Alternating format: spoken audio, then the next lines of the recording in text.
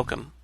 I'm Sebastian Mahfood, and you're listening to WCAT Radio, the on-air wing of En Route Books and Media, bringing you the dulcet sounds of Catholic wisdom. Welcome to the Open Door. Today's podcast brought to you by your persistent, pesky, and perky panel, Jim Hanink, Mario Ramos-Reyes, and Christopher Zehnder. We'll be focusing on two helpful discussions, both about ethics in the context of a pandemic. The first is that of the well-known Thomist, Robert Koons, and the second, coming from yesterday, is a joint statement from Public Discourse. We begin, though, in prayer. Come, Holy Spirit, fill the hearts of your faithful and kindle in them the fire of your love. Send forth your Spirit, and they shall be created, and you will renew the face of the earth. Lord, by the light of the Holy Spirit, you have taught the hearts of your faithful. In the same Spirit, help us to relish what is right and always rejoice in your consolation. We ask this through Christ our Lord. Amen. Professor Koons of Baylor, if I have that correct, begins his discussion with something that we've talked about before. It's interesting that he begins with it, something called the precautionary principle. The precautionary principle. And it's interesting because he first states it, that's good, but then immediately says it cuts in two directions. I wonder if Mario or Christopher, you would like to, in listener-friendly terms, tell us what the precautionary principle is. That comes up right off the bat. Well, is basically right is the point of the precautionary principle is that one has to, take precautions in prevention of a disease, but realize that those precautions that one takes also have repercussions, right, which call for caution on the part of those who want to take those measures. So it's one thing to say, a matter of common sense, to say, prevent the worst case from happening, especially in a context of uncertainty. Exactly. But what's the worst case, and will the worst case change over a period of time? So what are some of our worst cases, Mario? Well, perhaps the starting point here so that the audience can follow us and what we are trying to convey is that the precautionary principle is stated in a context which is unique. I think it's unique and has been unique for quite some time, perhaps centuries. And so which is we are in the midst of a pandemic, and we don't know exactly how the whole thing is going to evolve in one way or another. So we have, I think we have been following the information given officially that we have followed certain models, certain hypotheses as to how what we are doing in quarantine would mitigate the effect of this pandemic. So along this line, there are consequences of that policy, if you will, and that consequence, unfortunately, are death. And so the question is what we need to do about it. In other words, in our Christian or Catholic, even more concrete experience, how then we about act prudentially in those cases.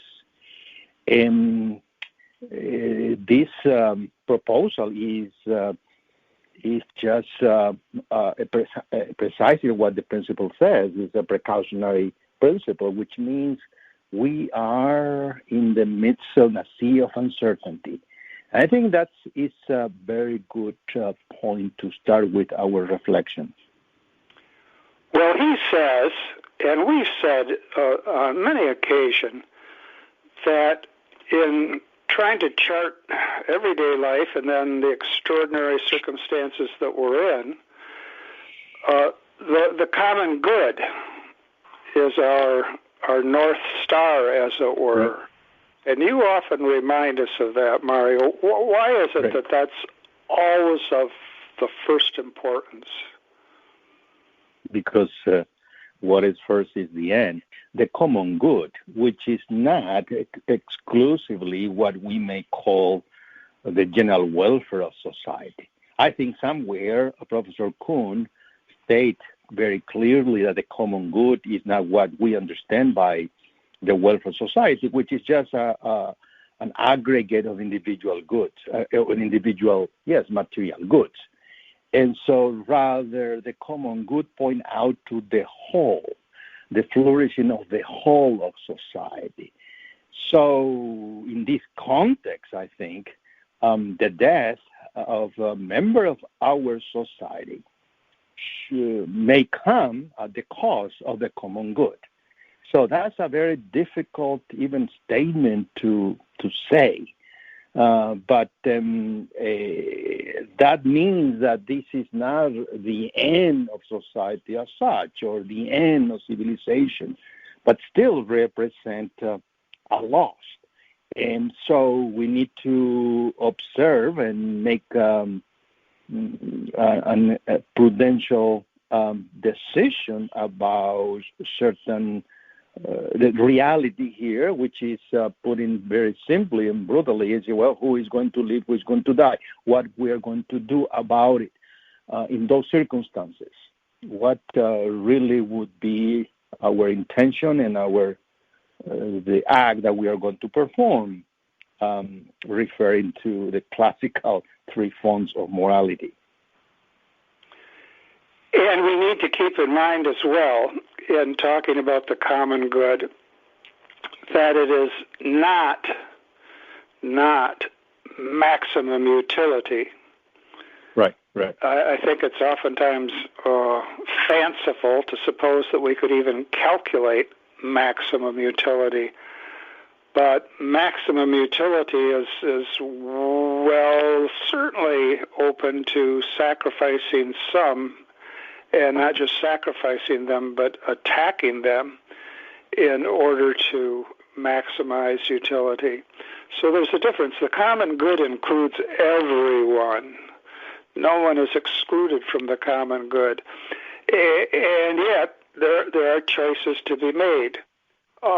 Christopher, you're familiar. I'm sure a lot of us are familiar and remember even particular statistics cited.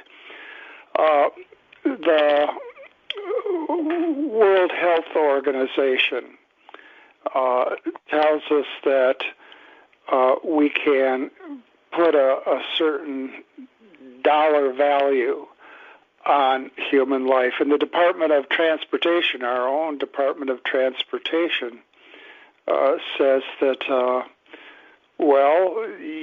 you could calculate things with a figure of $9 million per human life.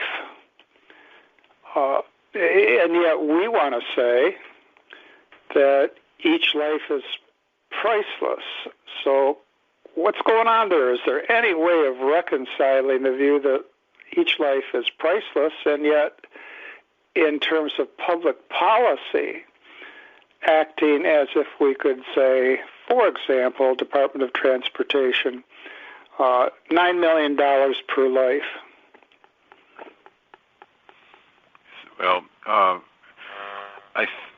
I'm not sure what these groups are what they mean by it. But I think there is a way we can understand placing a certain amount of dollar value on our actions. That again has to be rooted in the common good. If we recognize wealth as a instrumental good for achieving the common good, we can certainly see that the spending of wealth either will enhance the common good or it could actually undermine the common good. So you might, to save one life, if we're going to spend a certain amount of money to save one life, we have to ask the question, how is that going to impact the good of all? And if it undermines, for instance, if in order to save lives, we want to completely dismantle all the cultural institutions that society has established, or if we have to dismantle the police department or something of that sort, then we would see that the price can't be paid for that the individual good of the human life at this point has to not be sacrificed, but has to give way to the common good.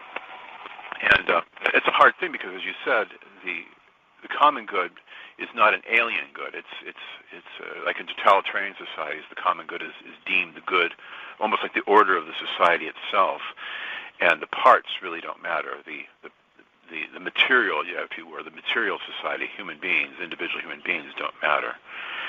The common good is meant to be for all. It really is not an alien good. It's the proper good. The common good is the proper good of each individual. And what society has to do is strive in order that each individual can participate in that common good to the degree that he or she is able to do that. But given the imperfections of human society, every individual has to prefer the common good to even his own life at some points, such as when you go to war to defend the common good against, those who would attack it and destroy it. So those are the kind of balances. So I think the dollar value has to be rooted in understanding what is the cost going to be for society as a whole if we pursue this particular mode of activity, and that has to be weighed in any decisions that we make in that regard. So I think, can I add something here? One of the things I believe that somehow is being confused is the common good as the good of the state. In other words, the state is the one who decides who live, who die, how much material good particular group should have, and all that. So that is a notion, if you will, totalitarian about the common welfare. That's not the common good. The common good entails also freedom. In other words, we need to make certain choices in accord to a notion that we call common good that entails a notion, again, in itself, what a human being is. It presupposes a very clear anthropology, which is completely foreign. The anthropology very often sponsored by what Dr. Koons called here the economic model. In other words, it's not individualistic in the sense that we are just atoms and we need to survive here, and the whole picture is can be resumed the principle of survival of the fittest or some sort of that kind of principle. But here, common goods presupposes that we are going to flourish, and flourishing means that we need to make decisions and choices, so that presupposes freedom. And then our choices must be such that we can flourish not only materially, but also emotionally, but also spiritually. So there is an interwoven set of good, if you will, that form the common good. And perhaps this notion is the one that we don't have much knowledge, or we have lost the memory of what is really the common good. Right, and I think to add to that is that we have a very unclear sense of what man is, but more particularly, we have an unclear sense of what his purpose is, what the purpose of human life is. If you can't answer the question, what is the purpose of human life, you really can't ultimately talk about the good, because the good is that which is desirable, right? It's what we should desire. So, but what should we desire? What is when you have a society in which every person defines what the good is, For one person, the good is sensual pleasure. Another person, it's eternal life. How do you determine what is that good, and how do you balance those things? It really becomes at a certain point almost impossible to even discuss the whole notion of the common good. One thing that factors in for many of us, and certainly for Catholics, in thinking about the common good, is that we not pit it against those who are most vulnerable. And sometimes we'll say things like the first measure of justice in any society, and justice, of course, is necessary for the common good. The first measure of justice in any society is how it treats the most vulnerable. Now, Professor Koons, pointing to further complications in thinking about these matters, points out that the World Health Organization, in working out its own calculations, for want of a better term, uses the notion of disability-adjusted years. Disability-adjusted years of life. And he gives an example, and I'll just quote him here, because it's an example that asks us to place ourselves in various situations. He says, "It seems quite reasonable for someone to prefer fewer years of life without some disability, like blindness or deafness, to a greater number of years with that disability." Now, I don't know when exactly we'd be presented with a choice, but I can imagine somebody saying, "I'd be happy enough to live 5 fewer years, watch your grammar, Hanink, 5 fewer years, were I not to be blind." And then he goes ahead and he says, "But do we want to concede that the lives of able-bodied people are of greater intrinsic worth than those of the disabled?" I'm saying to myself, I'd give up 5 years if I could have my sight restored.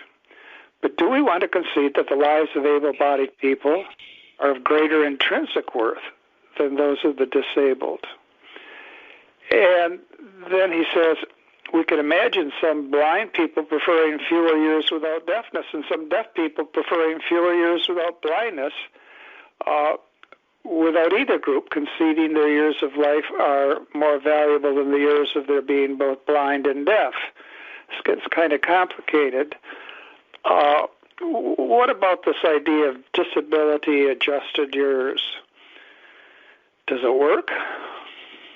Well, one difficulty I had with that, with the whole notion, if I understand it correctly, is that we're talking about what people will value and what they would choose, but the dignity of human life is not based upon what I value, what I would prefer in terms of what I can do in when I'm living. It's based upon something intrinsic to human life. So when you're weighing, when you're talking about what's the relative value of different human lives, it has to be based upon something more objective than value, considered in that subjective way. What struck me about this description that Professor Koons is doing about this quite, I would say, earthly view, to say, put it mildly, of human life, is that underneath that view there is what our good friend Jacques Maritain remind us, notion of what is human and humanism. which is not precisely what we may call the integral humanism, rather than the Renaissance type of humanism, where the human success is the one who has replaced the ideal of sanctity. In other words, ultimately, the successful person, the successful man, is the one who relies on his own forces. So, what is human or human man is the one who places himself, his hope in his own strength, and starts to calculate who is more valuable than another. And so life is defined by success in one field of activity or another. So success is the word, which is the catchword, which replaces the word sanctity. So generally, we can go and make a very general statement about this, and this is what really our society has been after for a number of years. Success in military, in politics, in learning, even in philosophy. So, and I think that means that the mindset that we are living is what prevents us from understanding really what human worth is. And so I think that's something that these difficult times are reminding us, or at least remind me about really that we have lost this sense of dignity because we have lost the sense of God, if you will. And keep in mind that our educational establishment or educational theory is based on what we may call, or John Dewey calls, social efficiency. And so you're not efficient in order to keep living, so let's start calculating whose life is more valuable than other. So if that is the way to go, then we are, I think, not precisely in the view or within the experience that we have said of the common good. All right. That's certainly helpful. Now, you've spoken already, Mario, about a kind of economic model for practical reasoning, which would include reasoning about how to function in a pandemic. Koons pairs that and contrasts it with what he calls the Thomistic model. And let me just restate that Thomistic model. He says, according to the Thomistic model, the value of a human action, so we were talking about the value of a human life, the good of a human life, the instrumental value of human life, the intrinsic value of human life, but now the focus is on action. According to the Thomistic model, the value of a human action depends on three factors. First, the value of all human actions as human. Second, the essential nature of the specific action in itself. And third, the circumstances of the action. So perhaps we could say, if we're thinking about how to reason well, based on the Thomistic understanding of what it is to be a human person, then our action is well taken in terms of three factors. First is the intrinsic value of human actions as human. This counts. I mean, compare that with, say, the behavior of a cat or a rat or a chimp. The value of human actions as human, that's the first consideration. The second consideration is the essential nature of a specific action. Now notice, that's going to require that we can identify what an action is. I'm saying this as an aside. We oftentimes say to each other, "What are you doing?" And sometimes the answer we get surprises us. So what's the essential nature of the specific action? And then the circumstances of the action. Thoughts on that Thomistic model from either of you?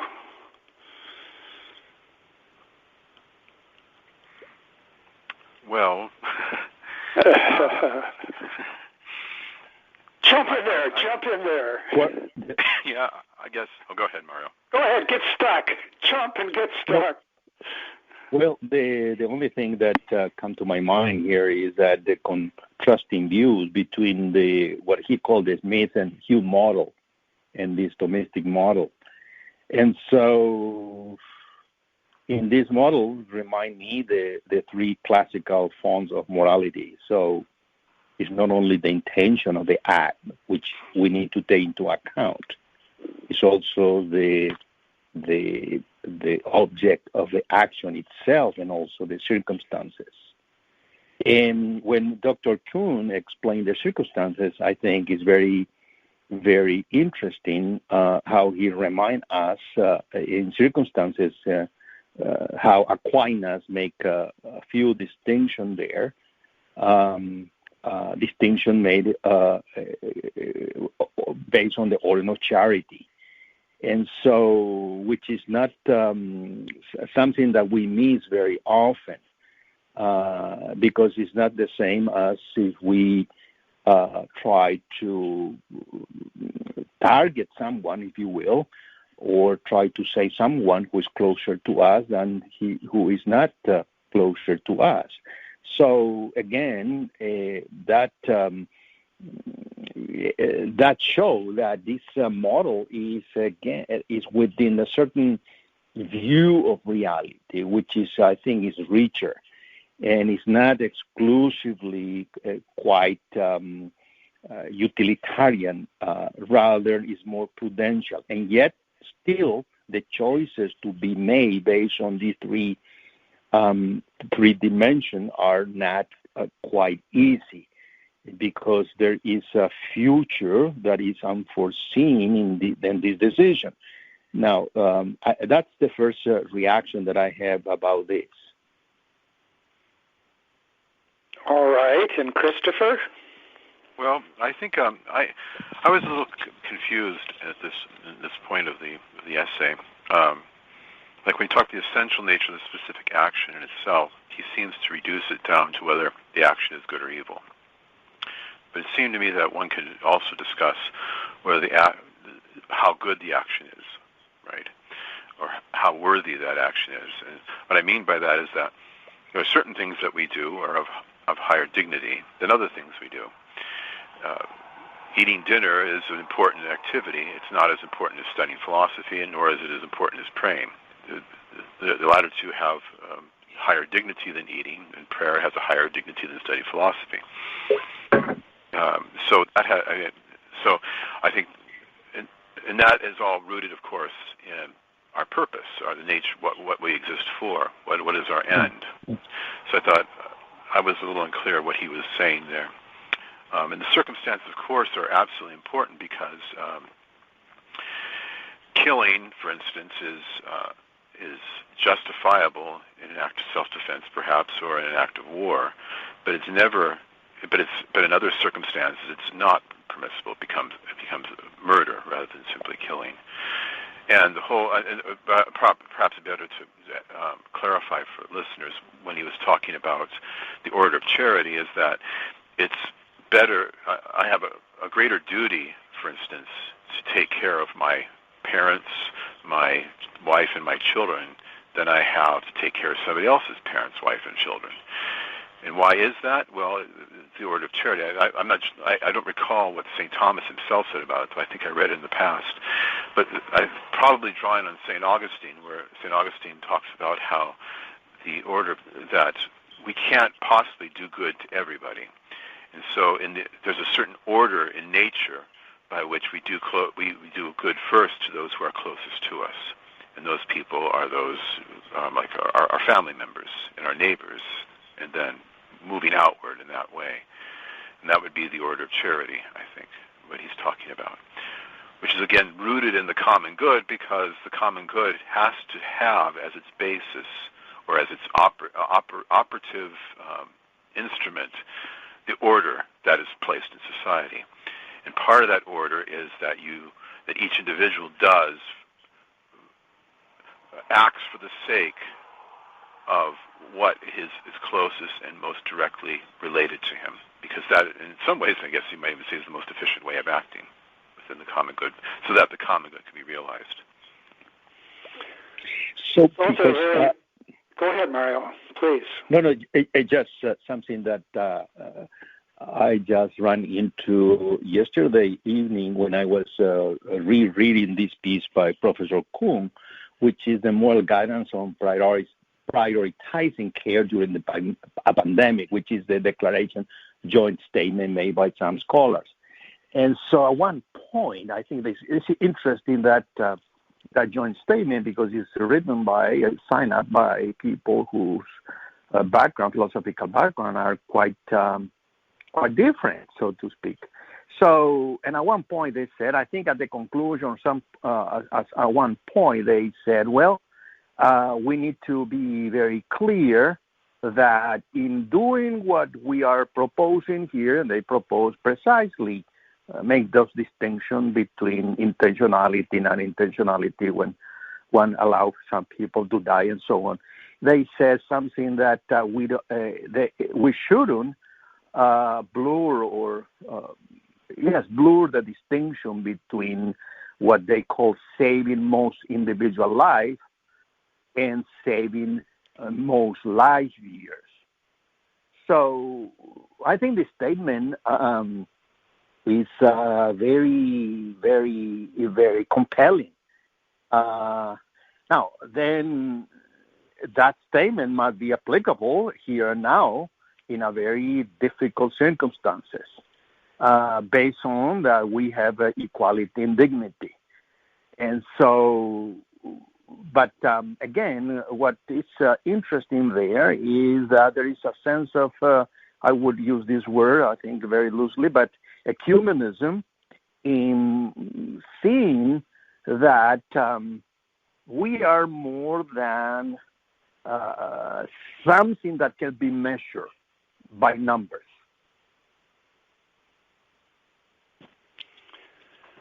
That's certainly the case, Let me add a few points for consideration.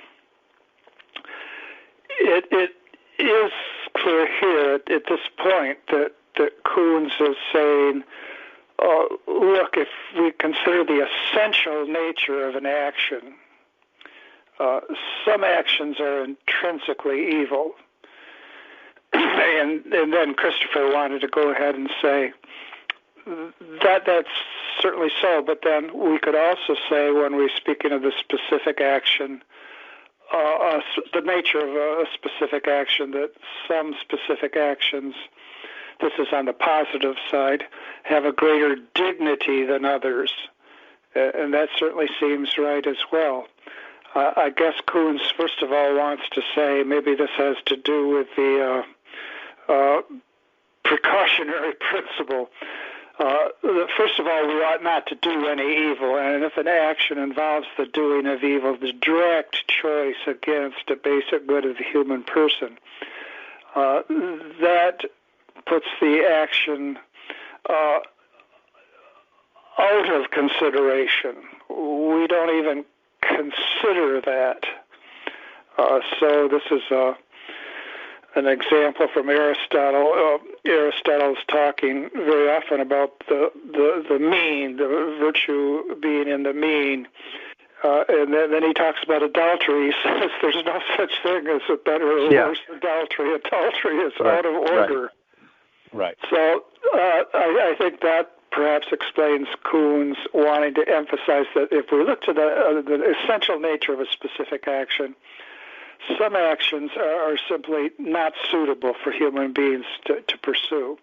But of course, utilitarian thought says that the only action that we ought not to consider is the act of not maximizing utility. That's the only absolute.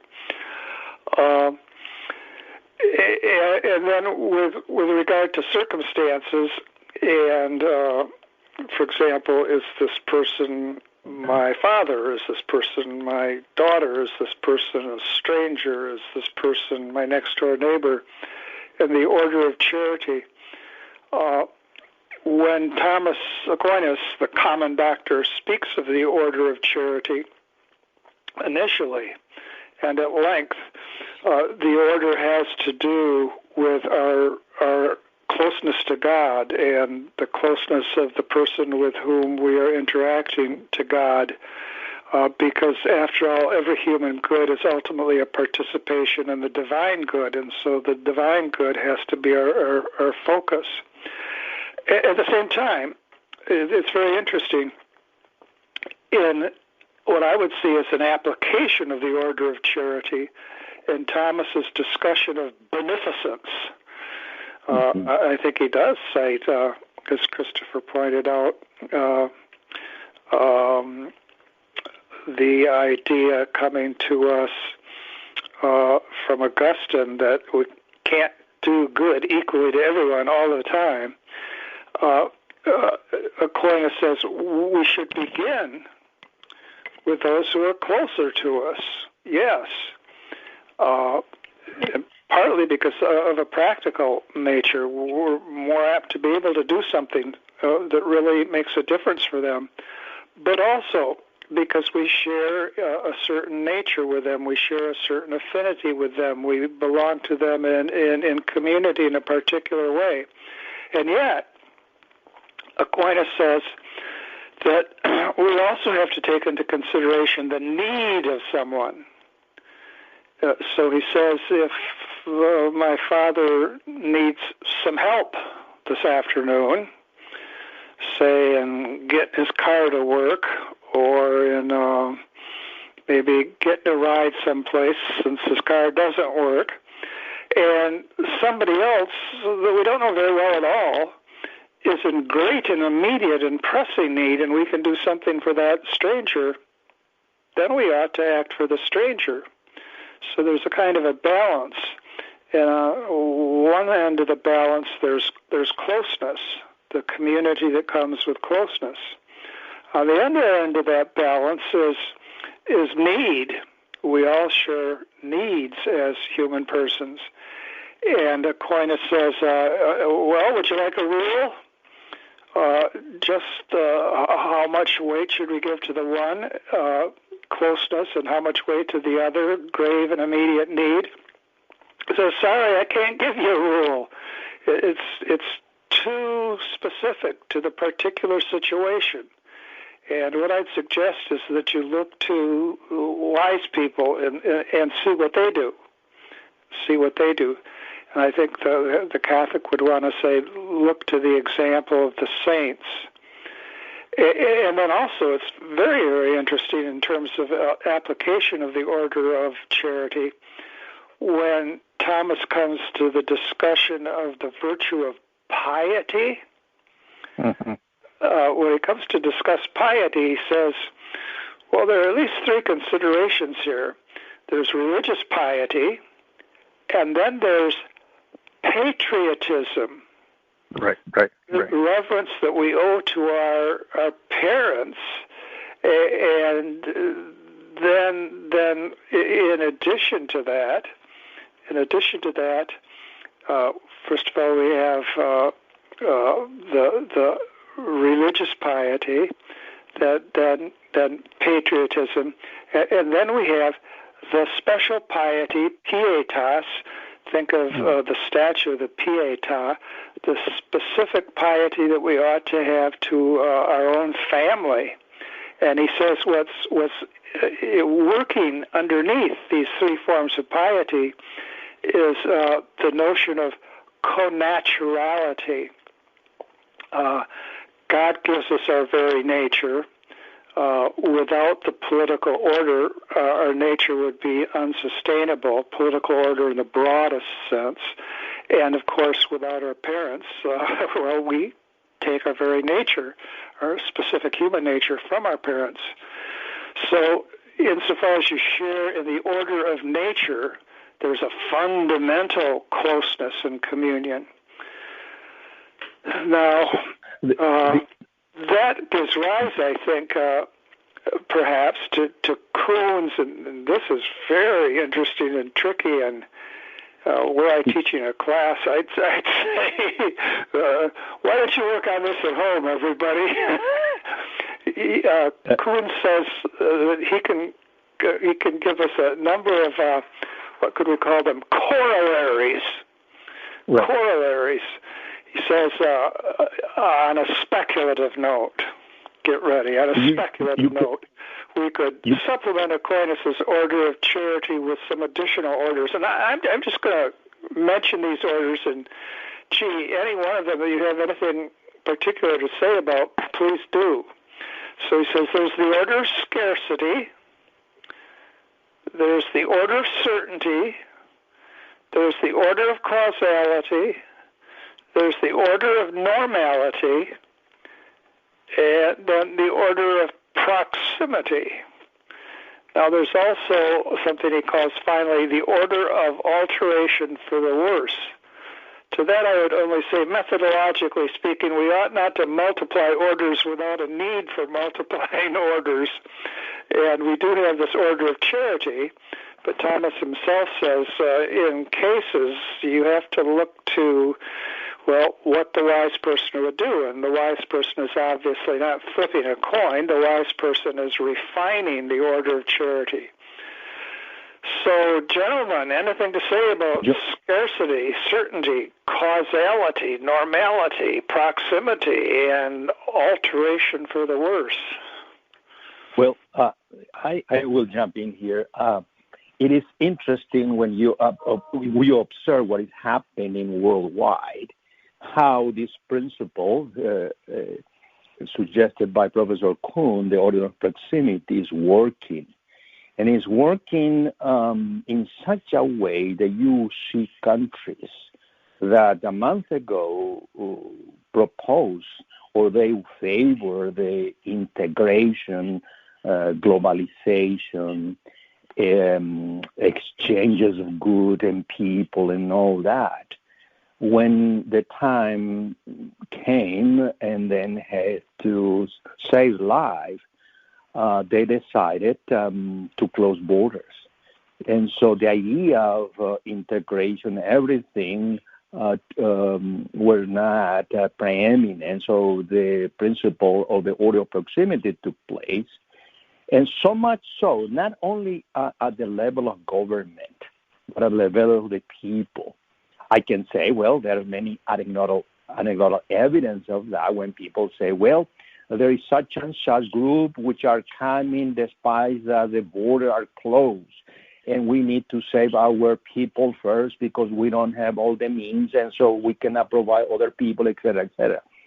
So ultimately, there is a sense that this human nature, very in tune or related to the homeland, take priority. I'm not saying that the sense was not something negative in the sense that, well, they were some kind of rejection to the foreigner. No, that expression was also expressed by the other country, which itself also closed the borders. So ultimately, somehow, silently, these principles are working. And so how long it's going to be there, we don't know. It's uncertain. And how the world will be after that, we don't know either. But something is going to change. And perhaps the idea of nation, not nationalism, but the nation, the place where I was born, the affection relation to my family, my closer community will take precedent over the sense of a globalism, impersonal economic forces, where people just move a factory to a country where you get a cheaper labor cost, and then And so that's a model, if you will have to have a second look. And I think that's if something is happening, and is happening in a very unsuspecting way. So this is my first comment to this one of these orders. So nations matter, and sometimes we're overcome with nationalism, but nations do matter, and the order of proximity suggests that, connects with that. Right. Yes, Christopher. Even states matter. In this case, there's restrictions now on crossing state borders, right, within the United States itself, on account of this thing. But in terms of the actual different orders that he suggests, I found this one of the least satisfying parts of this essay, in part because I don't think Koons roots these extra orders in any principles. It seems to me that the various orders that he mentions can be rooted ultimately in the order of charity. You know, for instance, the order of scarcity, where he says it is more important to prevent imminent death than to extend life by the same number of years for someone with many years to live.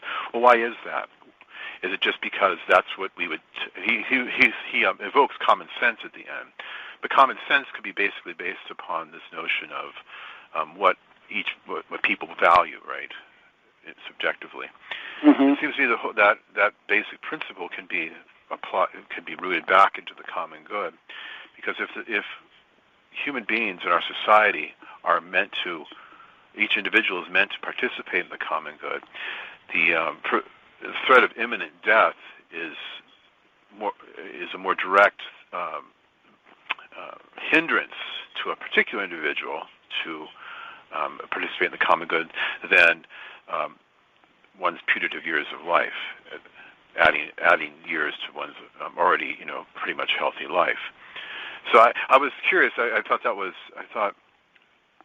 think much of what he says here makes sense, but only makes sense if it's rooted in what he calls the order of charity, which, in a sense, is an interesting term itself, because I think one could also call it the order of justice.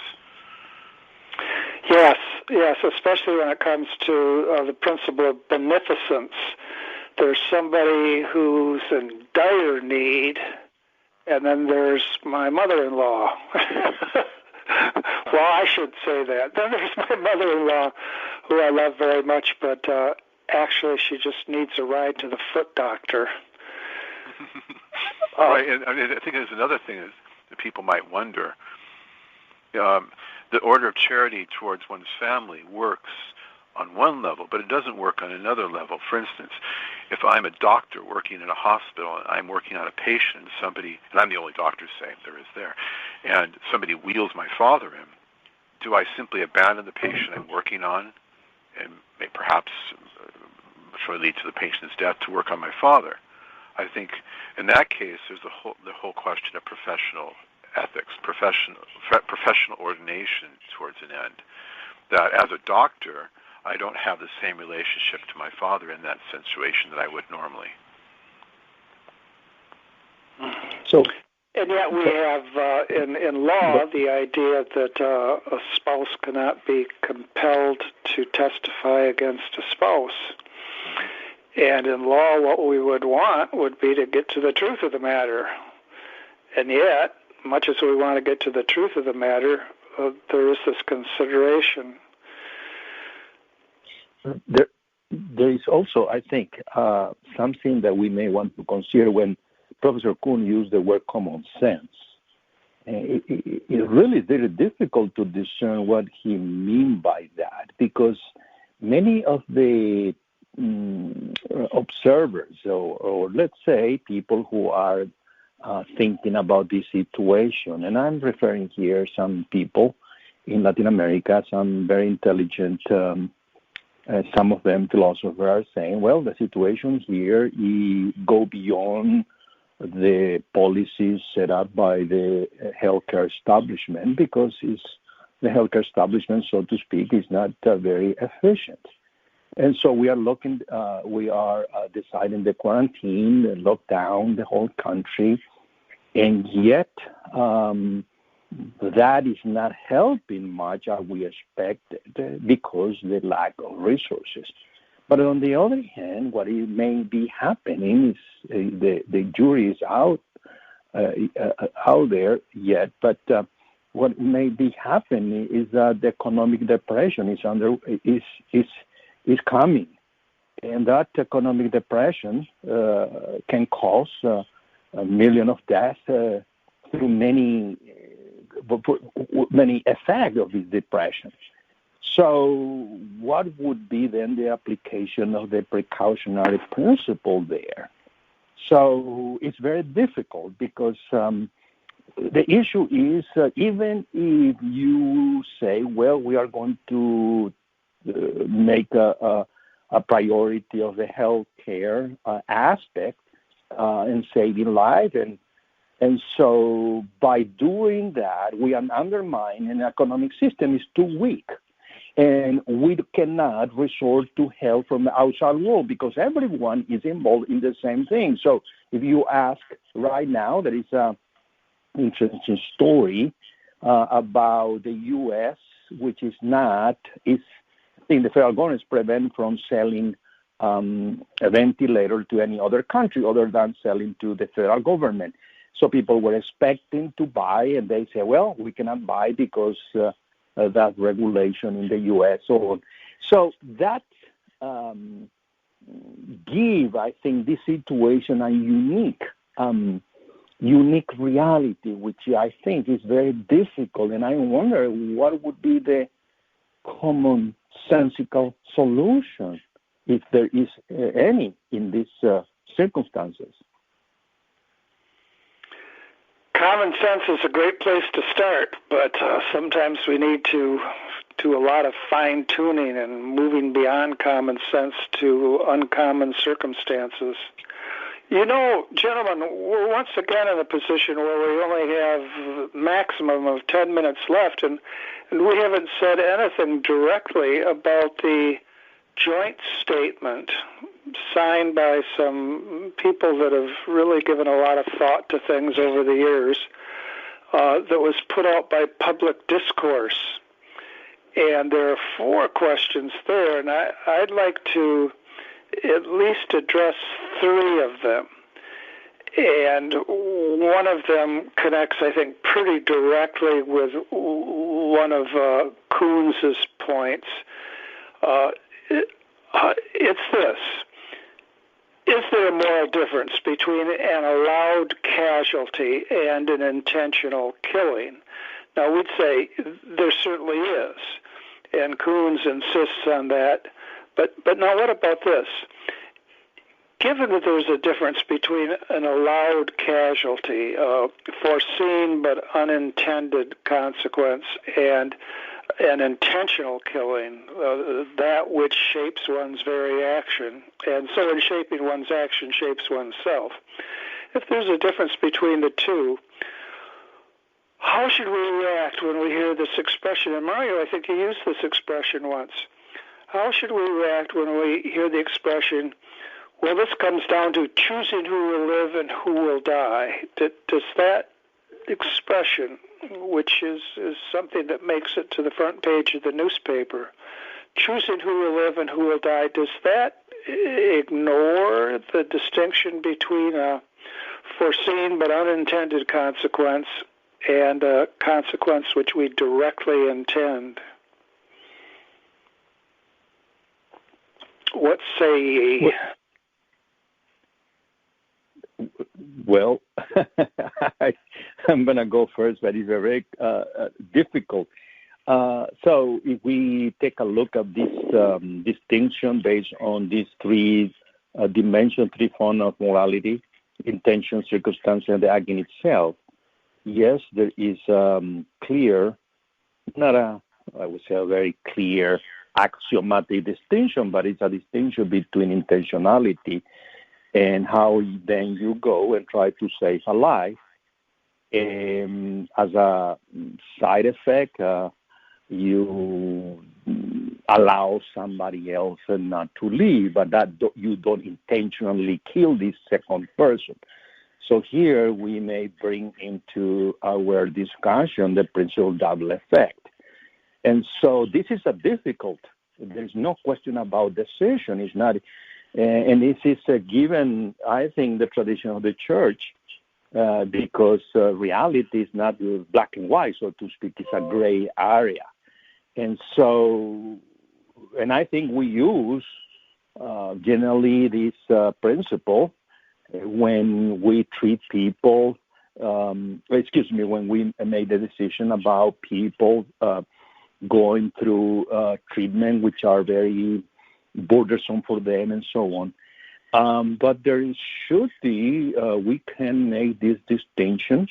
Now, in the context of the world, we're looking at us and how then we make this distinction. They may be seeing the same thing, but I think it's not, I think, in the proper sense. That's my reaction to this. Okay, that's helpful. Now, Christopher, you just gave us an example of a healthcare worker who sees his father or mother or child coming in, and what's the conflict there? How about this? If all human lives are of equal worth, which is what we want to say, what Koons says, and what the joint signatories of the statement given on Public Discourse say, if all human lives are of equal worth, well, is it common sense? It is common sense, isn't it, to give priority to healthcare workers in allocating scarce medical resources? How does common sense work there? Well, I think use a couple of examples I thought of that might elucidate that. You could, if a doctor had a choice of treating a child and a man who's 65 years old for the same thing, and he can only work on one or the other, we would tend to think he would choose the child because of the child hasn't fully reached, his perfection in life, or he hasn't. We want to give him more time in order to actually achieve those perfections, which presumably, at least, the man who's 65 might have achieved. That's one area. But what if the question between a child and a 65-year-old man upon whom other children and the entire family depend? We might choose the 65-year-old at that point because of his function in the common good, the function in responsibilities laid upon him, and the other lives which depend upon him.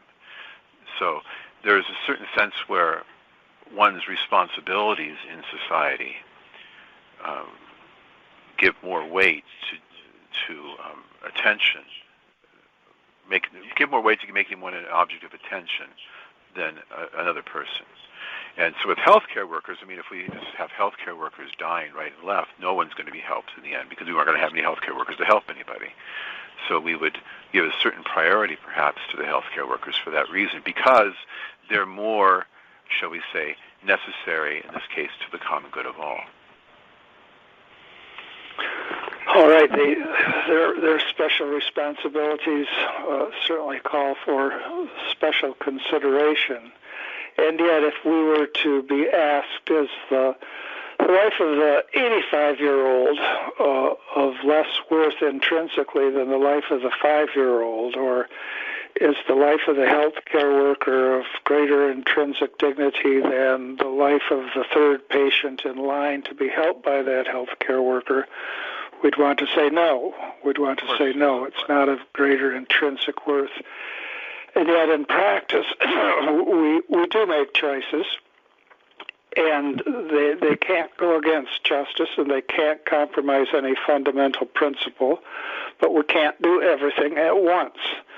And so there's that fundamental consideration there. And I think that's why traditionally in understanding Catholic ethics, when we talk about moral absolutes, we're talking about negatives. It's always wrong intentionally to kill the innocent. It's never justifiable intentionally to kill the innocent. On the other hand, suppose someone says, we ought always to save all innocent lives. Well, that's aspirational. We ought to always try to save all innocent lives, but in fact, we can't. We can't. I think too that phrase "choosing who will live and who will die" is often used to as a commentary on what the state has maybe done or has not done in order to prepare for certain eventualities. So, if out of a misplaced love of profit and this political cronyism, we don't have, say, enough ventilators, or political expediency, we don't have enough ventilators, or we don't have enough tests, right? That puts us in a position of making this choice, but it's a position we could have avoided. Yes, please. Or perhaps we may change the question, because when I hear the question, who is going to live, who is going to die, it seems that entails already an anthropology which put into the subject an autonomous decision-making. We are gods, so we are going to decide. So that's I think it sounds like it when people put in those terms. But here, in this situation, or any other situation similar to this, I think the circumstances or the reality is given to us.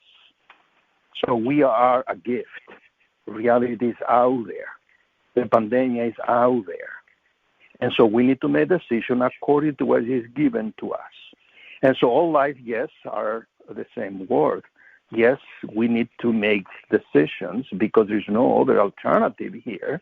But the question is, I think, we don't make decisions based on exclusively on intentionality. In other words, I don't kill intentionally someone in order for another to live, or in other words, the dimension of intention, I think, is key here, and also the assumption that reality is given something which requires from us to make not the perfect decision. It's a very limited, finite human decision. And ultimately, we need to take a look at this, not only on technological or medical terms, we need to take a look from the whole common good. That means that our life here on earth is not all that there is. There's something else. There surely is, and we come now to Wednesday of Holy Week, midway through Holy Week. And let's end with the gospel for today, taken from the Gospel of Matthew. One of the 12, who was called Judas Iscariot, went to the chief priests and said, "What are you willing to give me if I hand him over to you?" They paid him 30 pieces of silver, and from that time on he looked for an opportunity to hand him over.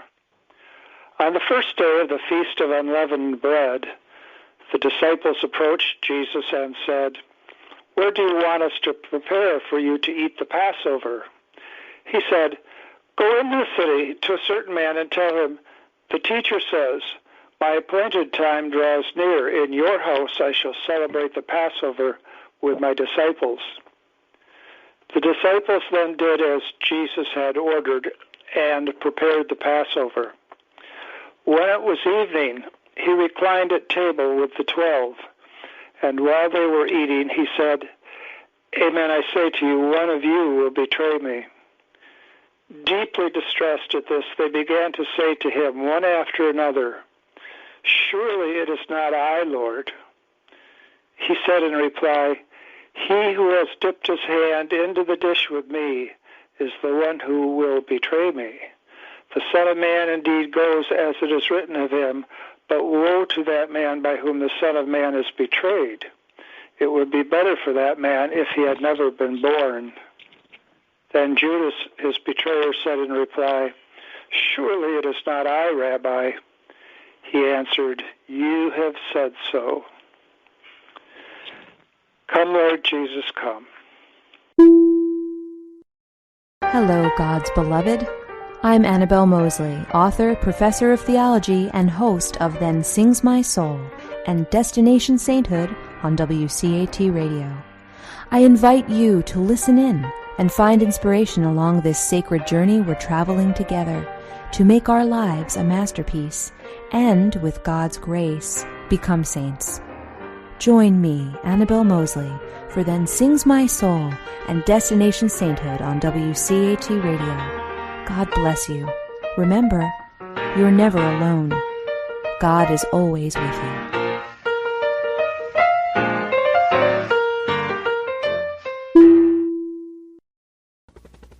We hope you enjoyed the program and will join us back for another show on WCAT Radio. This is Sebastian Mahfood. Good day.